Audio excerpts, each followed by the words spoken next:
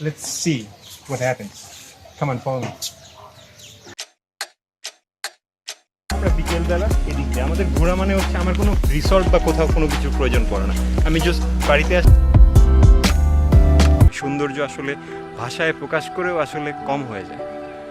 এবং আমি হ্যাভেনে রয়েছি। আমি in heaven. Heaven life right দেয়ার।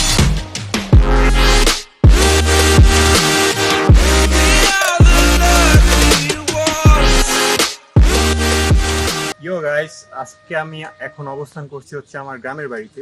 তো এখানে আমি আজকে ভাবলাম যে আপনাদের সাথে আমার মানে প্রাক্তন জমিদার বাড়ি, আমাদের যেটা গ্রামের বাড়িতে আমাদের যে মানে বাড়িটাতে আমরা আগে থাকতাম, সেই বাড়িটা আজকে আপনাদের দেখাবো। যদিও তার ধ্বংসাবশেষ এখন অবশিষ্ট রয়েছে। বাড়িটা এখন প্রায় 250 বছরের পুরাতন।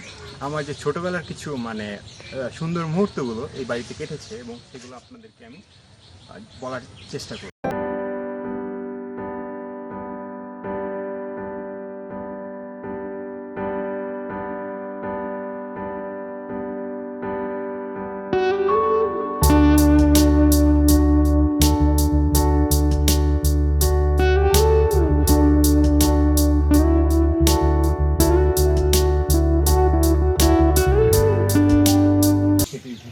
চেষ্টা করবো, যদিও ধ্বংসাবশেষের অবস্থা এই মুহূর্তে ভিতরে প্রচণ্ড ঝুঁকিপূর্ণ এবং ভিতরে হয়তো সাপ বা অন্য কিছু থাকতে পারে। I am not sure about that, but let's see what happens.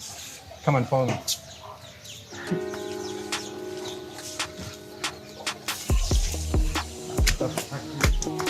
সাপ কিছু মনে করবে না, কারণ আমি সাপকে কোনো হার্ম করবো না। আমি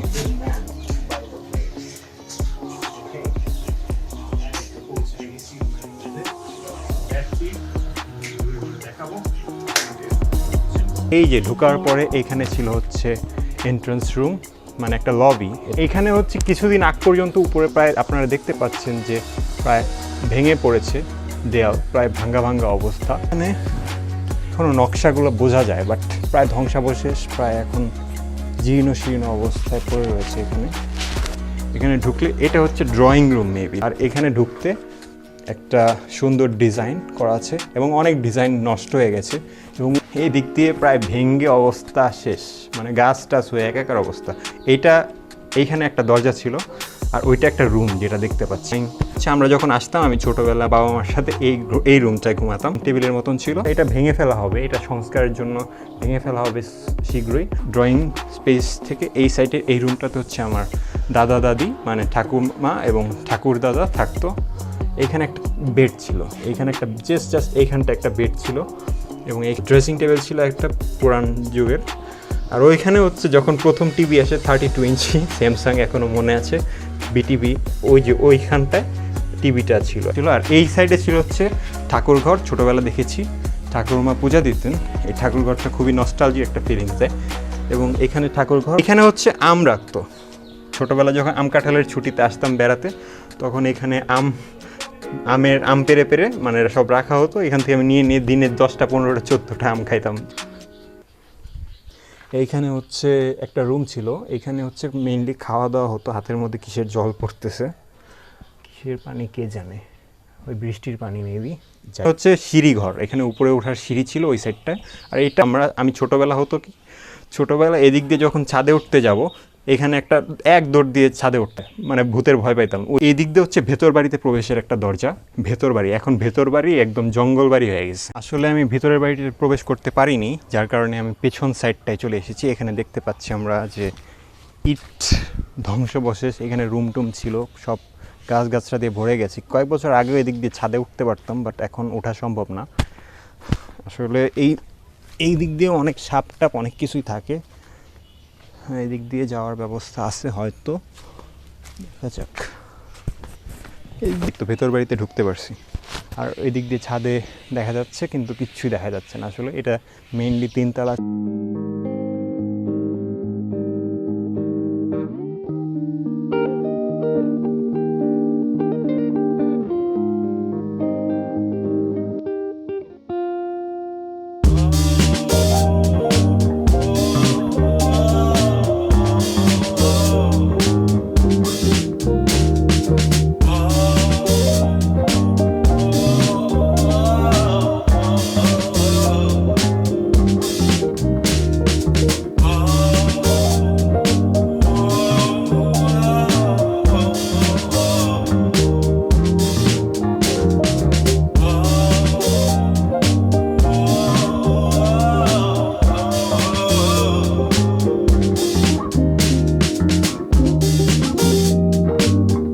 হিস্ট্রি বলতে গেলে বলা যায় যে প্রায় 300 বছর আগে আমার দাদুর বাবার বাবার বাবার বাবার বাবার মানে 9 পুরুষ আগে, প্রায় 300 বছর আগে মেইনলি তারা হচ্ছে ফরিদপুর বা বরিশাল থেকে আর কি তারা মাইগ্রেট করে এখানে, এবং তারা মেইনলি বনেদি পরিবারের ছিলেন এবং তারা যে ব্যবসাগুলো করতে বলে জানা যায় লবণ, কাঠ এবং পাট প্রভৃতি ব্যবসা করতেন। এবং জানা যায় যে রামচাঁদ শাহর ছেলে শোভারাম শাহ, তার ছেলে যে রায়চাঁদ শাহ, তিনি হচ্ছেন প্রথম জমিদারি এই জমিদারিটা কিনে, এবং তার যে ছেলে ছিল গোকুলচাঁদ শাহ। রায়চাঁদ শাহ জমিদারির থেকে আমাদের জমিদার বাড়ির এই বিল্ডিংটার কাজ নির্মাণ শুরু হয় প্রায় 250 বছর আগে। রায়চাঁদ শাহর ছেলে গোকুলচাঁদ শাহ মানে অনেক কনফিউজিং, বাট তারপরে বলছি গোকুলচাঁদ শাহর যে ছেলে ছিলেন, দুইটা ছেলে ছিলেন, একটা হচ্ছে গোবিন্দচাঁদ শাহ আর একটা হচ্ছে গগনচাঁদ শাহ। এবং আমার যে দাদু গোবিন্দচাঁদ শাহর ছিল হচ্ছে 6 জন ছেলে, তার মধ্যে একজন মারা গিয়েছিলেন শুনেছি। এবং গগনচাঁদ শাহ যে যিনি ছিলেন তার ছিল পাঁচজন ছেলে।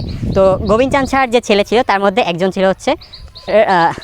ছিল হচ্ছে হরিদাস শাহ, যিনি হচ্ছেন আমার দাদুর বাবার নাম, এবং তার ছেলের নাম হচ্ছে নিত্যানন্দ শাহ বা নিতাই বাবু, যার নামে আমার বাড়িতে এখন মানে এলাকাতে মানুষজন আমাদেরকে চেনে, নিতাই বাবুর বাড়ি বা নাজিরপুর জমিদার বাড়ি। আমি এখন আসি হচ্ছে বাড়ির সামনের সাইডটুকু।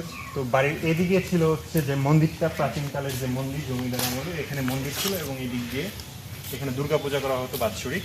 বাট সামহাও কোনো একটা কারণে এখানে একবার মানে পূজার সময় মানে মূর্তিটা মানে কোনো ভূমিকম্প ছাড়াই ধসে পড়ে, যার কারণে একজনকে স্বপ্ন দেখায় নাকি আমি শুনেছি যে স্বপ্ন দেখায় যে এখানে পাকা দালানে মা দুর্গা থাকবেন না। তো সেই ক্ষেত্রে এখানে মাটি দিয়ে মা দুর্গার একটা মন্দির স্থাপন করা হয়েছিল, যেটা ফ্লোর মাটি দিয়েছিল, বাট সেটা ভেঙে এখন সংস্কার করে মানে কুসংস্কার আর এখন বিশ্বাস করানো হতো। তো এখন পাকা দালান করা হচ্ছে এবং এটা আন্ডার কনস্ট্রাকশন রয়েছে মন্দির।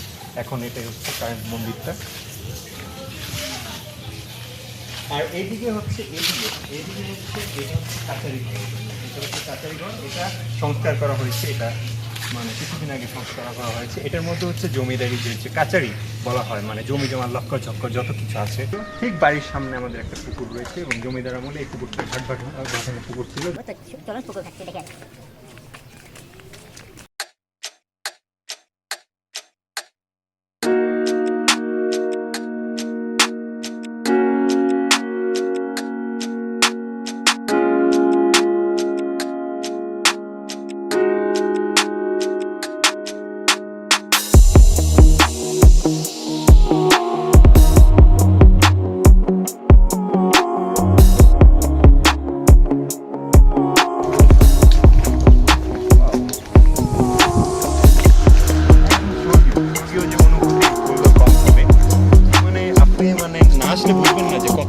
মানে সুন্দর এই দৃশ্যগুলো। এখন আকাশে যে মেঘটা মানে এখন যেহেতু মানে সূর্যের আলো এখন একটু প্রখর, একটু পরে বিকেলের দিকে সব কিছুতে মানে অন্যরকম একটা মানে এনভায়রনমেন্ট। আমরা বিকেলবেলা এদিক দিয়ে আমাদের ঘোরা মানে হচ্ছে আমার কোনো রিসর্ট বা কোথাও কোনো কিছু প্রয়োজন পড়ে না, আমি জাস্ট বাড়িতে আসি এবং এদিকটা এটাকে আমরা বলি হচ্ছে চালা।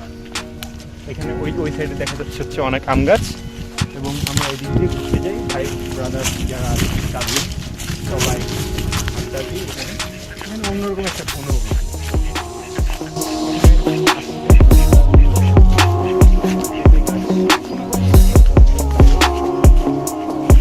আর এগুলো শ্যাওলা, হ্যাঁ শ্যাওলা, শাপলা গাছ আছে, তো শাপলা গাছও রয়েছে, দেখা যাচ্ছে শাপলা পাতা উঠলে আসলে অনেক সুন্দর একটা ভিউ পাওয়া যায়।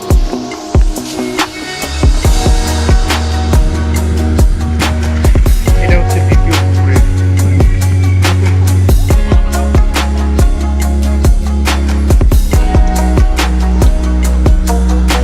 একটা ডাল ছিল শোয়ানো ডাল, আর এখানে একটা বিশাল ডাল ছিল, দুটো ডাল। এখানে এমন একটা মানে পরিস্থিতি, একটা চেয়ারের মতন কাজ করতো। এখানে আমি সারাদিন মানে ঘুমায় থাকতাম, আম খাইতাম আর ঘুমাইতাম।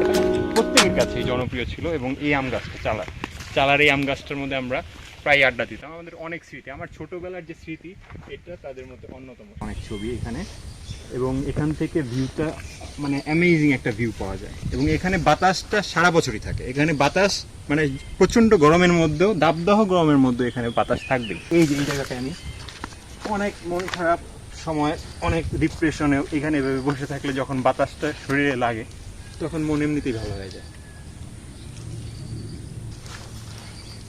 জাস্ট স্বর্গ বলে যদি কিছু থাকে তাহলে আমার কাছে এটাই স্বর্গ। আমার কাছে এটাই স্বর্গ। স্বর্গ বলে যদি কিছু থাকে পৃথিবীতে এটাই স্বর্গ। পৃথিবীতে আসলে ভূস্বর্গের যে সৌন্দর্য আসলে ভাষায় প্রকাশ করেও আসলে কম হয়ে যায়। এবং যতদিন বেঁচে থাকে মানুষের অনেক দুঃখ কষ্ট জীর্ণতা থাকে, বাট সৃষ্টিকর্তা এমন কিছু প্রশান্তি প্রকৃতির মাঝে দিয়ে দিচ্ছে। আমরা যদি প্রকৃতির কাছে থাকতাম তাহলে আমাদের এই ডিপ্রেশন আসলে অনেকটাই কমে যায়। আমাদের ওষুধ হচ্ছে, ডিপ্রেশনের ওষুধ হচ্ছে প্রকৃতির মাঝে আপনি অনুভব করার চেষ্টা করুন। এটা অনেক সুন্দর। এটা মানে দ্বিতীয় যে পুকুরটা রয়েছে, পুকুরটার মানে অন্য পারে, বাড়ির থেকে অনেকটা দূরে, বাট এই সাইডটা এতটা নীরব এবং প্রশান্তিময় একটা প্লেস এটা, যে ভাষায় প্রকাশ পারবে না। যখন বাতাস হয় তখন just mind blowing, just heaven. আমি এখানে আসি, বাতাস যখন শরীরে লাগে জাস্ট মনে হয় যে আমি হ্যাভেনে রয়েছি। আমি in heaven. Heaven lies right there in this earth. বাতাস এখন ছাড়ছে, বাতাসের কারণে অন্যরকম লাগছে, জাস্ট ওয়াও।